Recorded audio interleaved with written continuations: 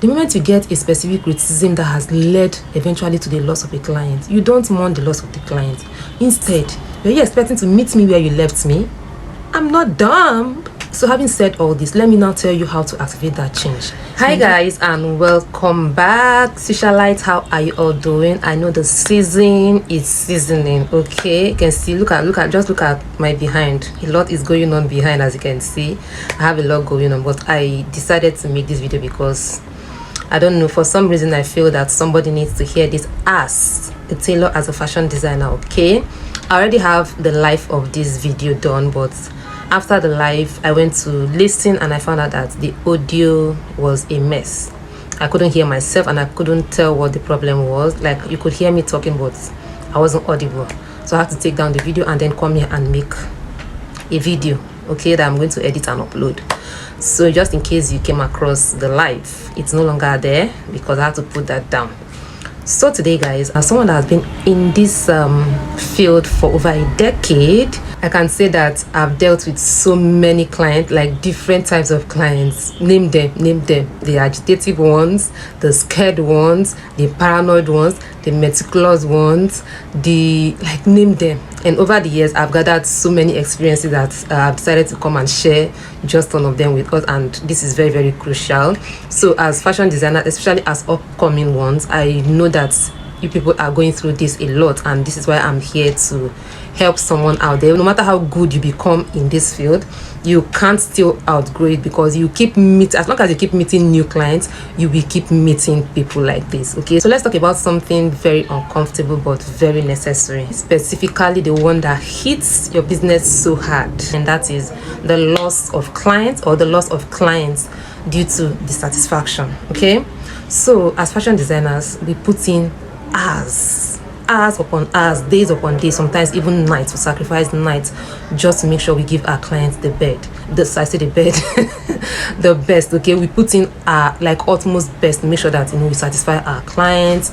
We go extra mile just to make sure that these people are okay. But lo and behold, some clients would come, and no matter how hard you try, they are not satisfied. And most of the time it's not because you haven't done your best, like you've literally done your best, but they are not satisfied. And this brings about criticism, and most of us, I can tell that most of us, this is one of the things we dread the most: criticism. We do not want to hear that this is not good, I don't like this is not sitting well on me. Like, most of us do not like to hear that.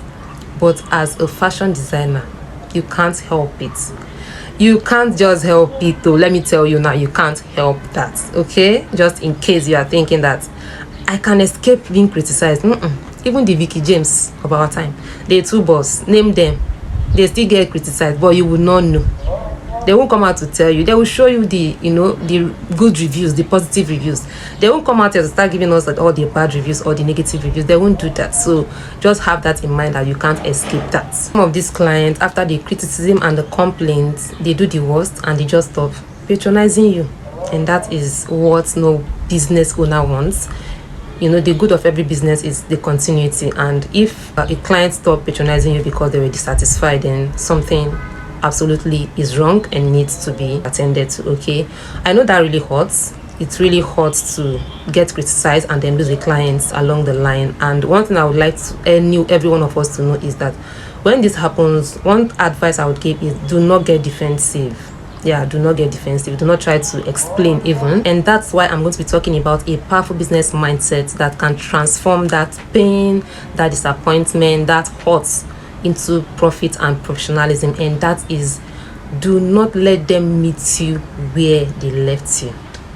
Yes, this has always been my mantra over the years, and it has always worked for me. If a client shows their dissatisfaction or their displeasure in an outfit I made for them, initially I used to get hurt, I used to feel bad, but over time I outgrew that and found a better way to deal with that without feeling bad, and also making sure that my clients are satisfied when next they come. One thing we should know is that when a client stops patronizing you for a specific reason, be it that the dress wasn't well fitted on them, there's a zipper bulge, the neckline is gaping, or the finishing wasn't well done, or the hemming wasn't, whatever the issue is, and they leave, I want you to know that they are living with a negative impression about your brand. and that's not good for any brand. And this is the danger of staying stagnant. Like, you let the old imperfect version of you define your current potential, which I'm sure is not what like your intentions are. Your goal shouldn't just be to let go of such clients that are too hard to satisfy or too hard to please and then get new ones. No, your goal should make sure that when this client sees your work next time, they should be forced to say, wow, this came from you. That should be your goal. So having said all this, let me now tell you how to activate that change. That is by turning that complaint into curriculum. The moment you get a specific criticism that has led eventually to the loss of a client, you don't mourn the loss of the client. Instead, you enroll yourself in what I call the correction course. Take a picture of the complaint. If possible, write it down and let that become your homework. Make sure you walk and walk until you get that corrected, until you perfect that mistake that has led to the loss of a client. Because these clients will take the mistake or your errors to the next person that he or she is meant to refer to you, and you keep losing clients in the process. Even if it takes mastering your pattern alteration for that specific body type, do it. If it takes watching tutorials, do it. As fashion designers, one of our greatest power is our ability to learn and correct. Do not let pride deprive you from going back to the basics if that is what it requires, or mastering new advanced skill. Because when you actively improve, you change not just your sewing technique, you also change your brand narrative, because any impression that somebody has of you in the past that is not pleasant, with your constant improvements, that narrative will change eventually. It might take a while, but eventually that is going to change, and they will know, they will hear, they will see, especially these days that we put out everything online. You can put it up on your status, on your Instagram page, on whatever platform you use, and eventually some of these people will come across and they will say like, oh, this person has really improved. You are ensuring that when that previous client hears your name, sees your work online, or is asked for a recommendation, their old memory of you becomes irrelevant. They cannot meet you where they left you, because you are no longer that designer. Like, if you take nothing out of this whole video, just take this one thing with you. Do not let them meet you where they left you. Very, very important. Like, even in your daily life, do not let anyone that has left your life come back and meet you the same way they left you. It is a very, very stagnant lifestyle. I want you to be so committed to growth that your past work becomes unrecognizable when compared to your present work. That is growth. I want you to turn that negative experience, that criticism, that loss of clients into a powerful positive motivation for business growth and skill improvements. And having said all this, let me share a personal experience with us. So I have this client. She's on the big side and very big, like she's big busted. She's on the big side when it comes to the boss, and that was years back.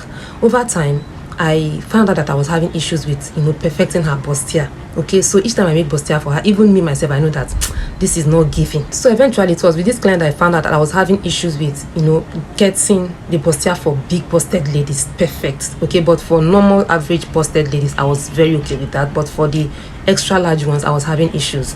So over time we kept going back and forth. Like, even me, I knew that the bustier was not giving what it should give. So each time she complains, I don't feel bad, because I knew that I was not getting it the way it should be done.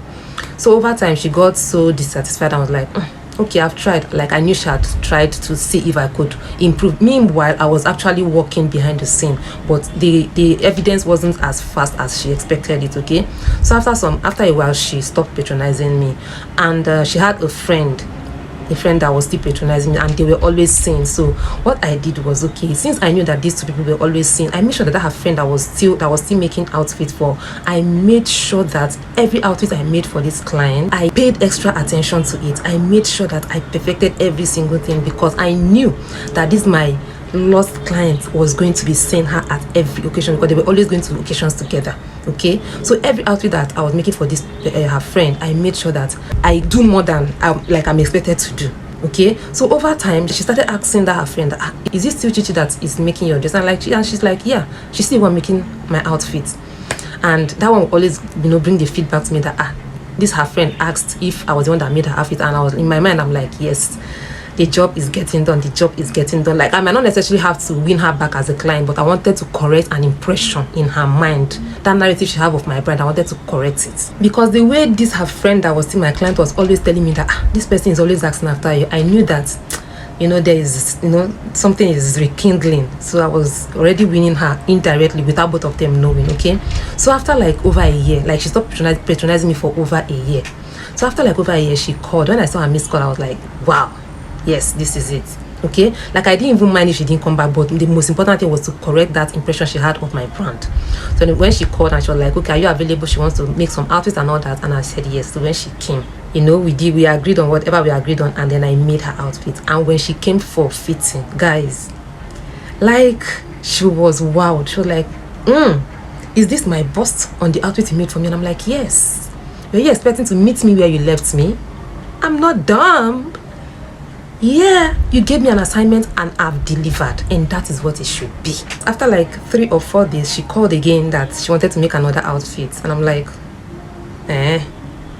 so you can return and return. And not just that, she was telling me that okay, she has a friend that she would like me to make an outfit for, which she didn't do the initial time I was making outfit for her, because even she wasn't satisfied with what I was giving her, let alone recommending me to someone else. So this time around, she was convinced that if I can do this now, then she's like, she has that mind to recommend me to somebody.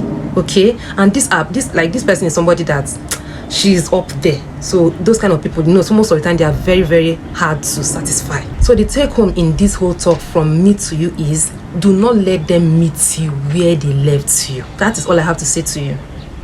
I don't know how you want to do that, but please, as the year is rounding up, every correction and mistake that you have gotten from your clients from January till now, use this break period and work on yourself, so that when you are coming out in January, you are coming out to storm the industry. So guys, this is all I have for you for now. If you have any questions or any topic you want me to talk about, please drop that in the comment section. Tutorial is still, you know, going up on the channel. So with these guys, I call it a wrap on this particular discussion or talk. If you have a question, a contribution, whatever it is, drop it in the comment section. If you have any topic you like me to talk about, drop that in the comment section. If you have any challenge, drop that in the comment section, and let's see how God will help us to, you know, work on that. So thank you guys.